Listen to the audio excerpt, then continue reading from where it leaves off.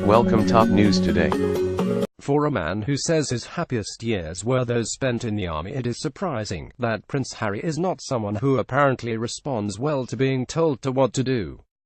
The latest example of the young royal's defiant streak came over the Christmas break, when Harry, who was guest presenting Britain's premier breakfast news and current affairs radio show, which featured an interview he had landed with Barack Obama, practically announced that he was inviting the Obamas to his wedding to Meghan Markle next year. For several days previously, the papers had been full of leaks from diplomats imploring Harry not to invite Obama to his wedding.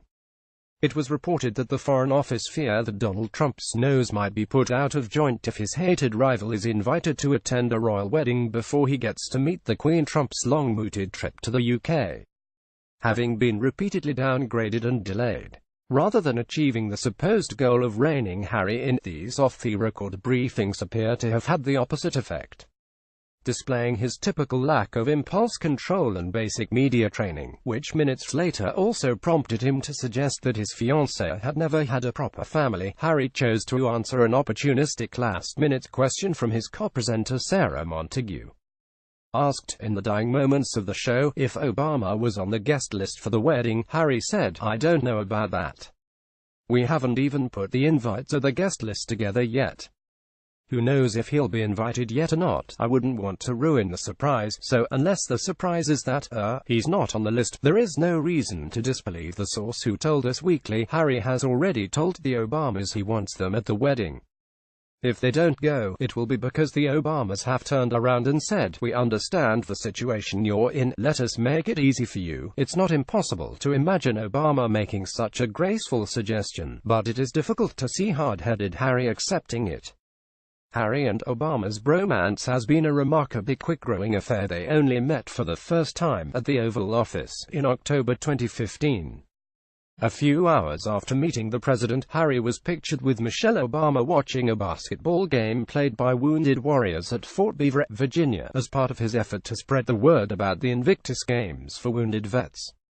The three apparently connected, and appear to have kept in contact ever since.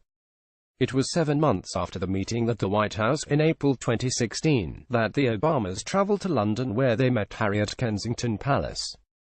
And it was here, as the Obamas were entertained by Harry, William and Kate, a dressing-gown-clad Prince George made a cameo appearance in the role of Hugh Hefner at William's private apartment, that the finishing touches were put to an unprecedented plan to promote the Invictus Games by releasing on social media a video featuring 4 of the most famous people on the planet: Obama, his wife Michelle, Harry, and the Queen. You are now subscribed to the Daily Digest and Cheat Sheet. We will not share your email with anyone for any reason. The video was presented as if it were 2 rival sports coaches were squaring off against each other, and was the biggest royal spoof since the Queen pretended to jump out of a helicopter with James Bond for the London 2012 Olympics opening ceremony. The video message showed Barack and Michelle Obama standing side by side, flanked by servicemen. "Hey Prince Harry," says Mrs. Obama. "Remember when you told us to bring it at the Invictus Games?" President Obama, standing next to her, says, "Careful what you wish for," before a serviceman behind him says, "Boom," as the others pull faces. After watching the video on Prince Harry's cell phone, the Queen, clearly less than intimidated, smiles and says, "Oh, really? Please, boom," says Prince Harry, giving the mic drop sign. The goofy clip was weeks in the planning and was the first real insight into the level of friendship and trust that existed between Harry and the Obamas. Harry later said in an interview with the BBC that the video, and getting the Queen involved, grew out of a friendly rivalry between himself and Michelle. "She asked whether we were going to bring it and I said, yes. She ended up dragging the president in on something that was quite personal between the two of us. There was no one else I could think of that would be able to top the First Lady and the President of the United States." In his Radio 4 interview with Harry, Obama remarked that Harry knew Michelle quite well, which suggests that the two have communicated beyond the formal, recorded contacts. The same likely applies to Obama. When they met at the Invictus Games in Toronto this year, Obama was overheard asking in familiar tones Harry how Meghan was doing.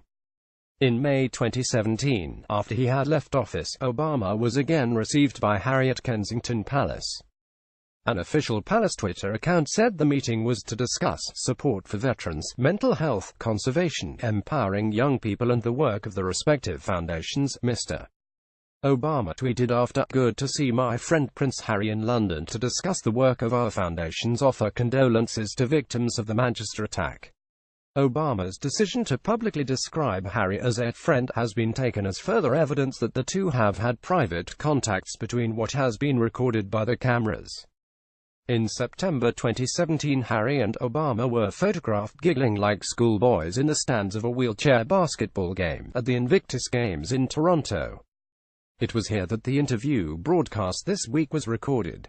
In some amusing outtakes released earlier in the week, the two are seen kidding around with each other before taping starts.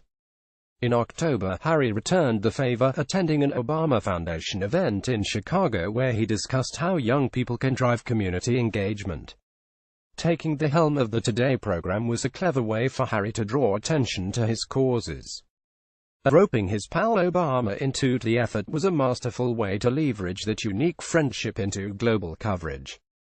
Whether Harry will be able to invite the Obamas to his wedding remains to be seen, but he must surely be frustrated that the petulance of the current president is the roadblock complicating it.